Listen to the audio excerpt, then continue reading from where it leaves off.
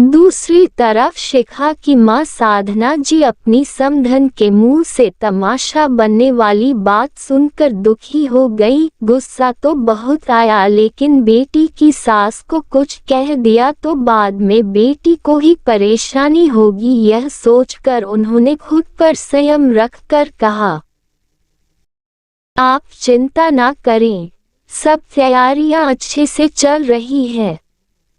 आप तो बस हमारी बेटी शिखा का ध्यान रखें।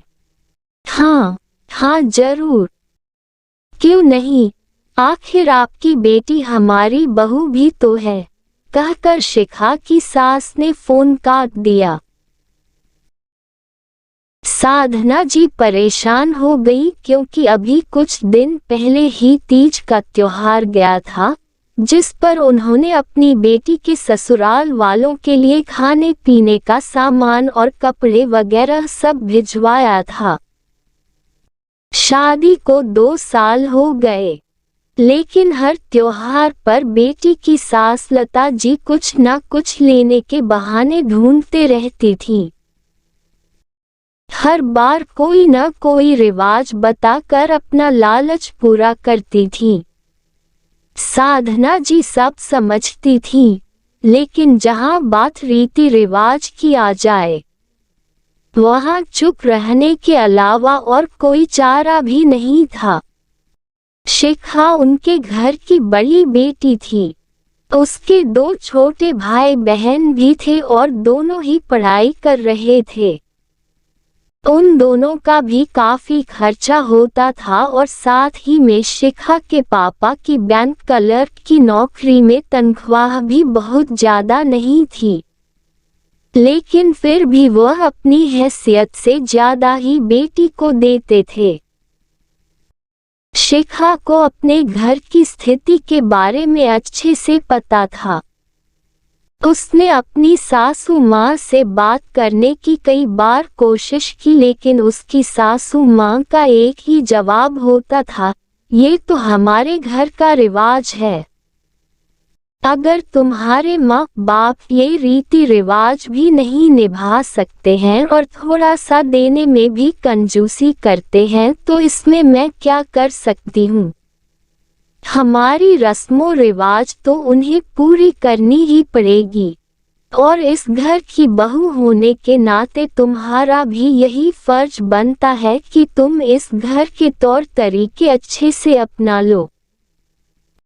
सासू माँ से तर्क वितर्क करना शिखा को अच्छा नहीं लगता था। उसे अच्छे से पता था कि उसकी कही हुई बातों का उसकी सासू माँ पर कोई असर नहीं होने वाला। कई बार उसने अपने पति लोकेश से भी बात करने की कोशिश की, लेकिन कोई फायदा नहीं हुआ, क्योंकि इस मामले में जब भी लोकेश अपनी माँ से बात करता तो घर में बवाल आ जाता। घर के बड़ों के बीच की बात कहकर लता जी उसे भी चुप करवा देती। फिर गोद भराई की रस्म का दिन आया।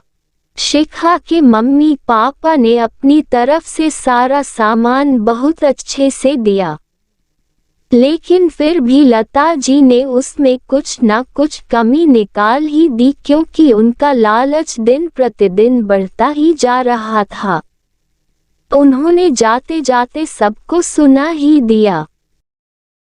इस बार तो हुआ सो हुआ, मैं कुछ नहीं कहूंगी, लेकिन बच्चे के होने पर तो कम से कम हमारा मान सम्मान अच्छे से कर देना, और जो भी लाना हमारे रीति रिवाजों को ध्यान में रखकर ही लाना। ये बात सुनकर शिखा के घर वालों को बहुत गुस्सा आया, लेकिन हंसी खुशी का माहौल ना बिगड़े इसलिए सब चुप ही रहे, क्योंकि लता जी की आदत से आप सब वाकिफ हो चुके थे। फिर धीरे धीरे वक्त गुजरता गया। शिखा ने एक प्यारी सी बच्ची को जन्म दिया। सारी रस्में अच्छे से निभाई गई। फिर घर में शिखा की नंद अनु की शादी की बात चलने लगी, और देखते देखते अनु का रिश्ता पक्का हो गया। सगाई के बाद जल्दी शादी का मुहूर्त निकल गया। घर में शादी की तैयारी जोर शोर से चलने लगी। सब रस्मों रिवाजों के अनुसार शादी निपटने के बाद एक दिन अनु की सासू माँ अनु के घर मिलने आई। शिखा और लता जी ने उनका खूब अच्छे से स्वागत किया। धीरे धीरे बातें होने लगी।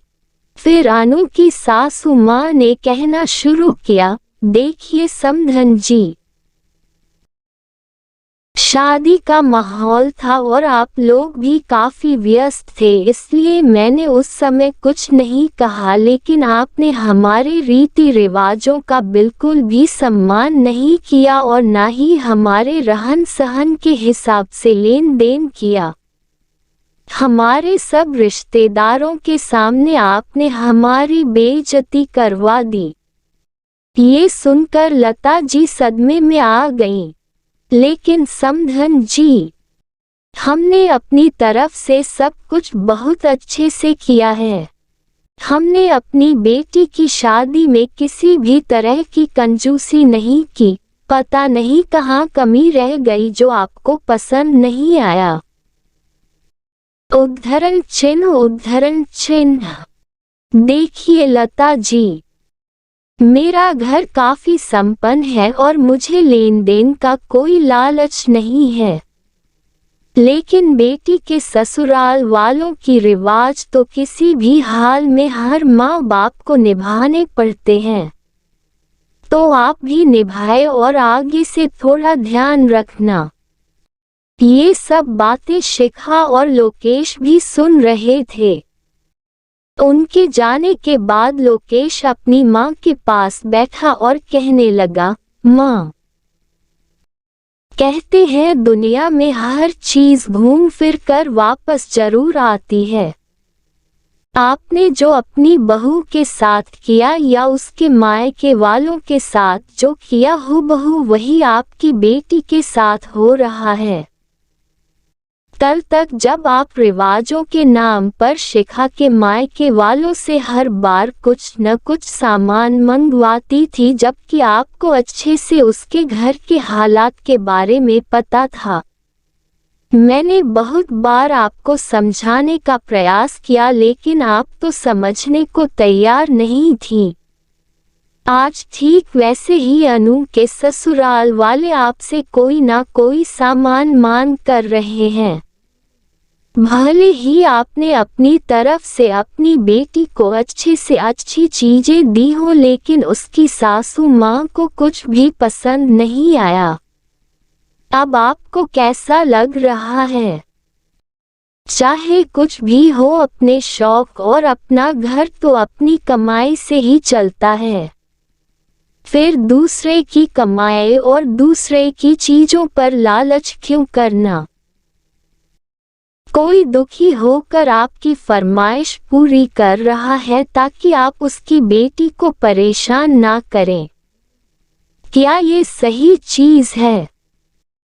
अगर आप लालच ना दिखाती तो हो सकता है कि शायद अनु की सासू माँ भी लालची ना होती।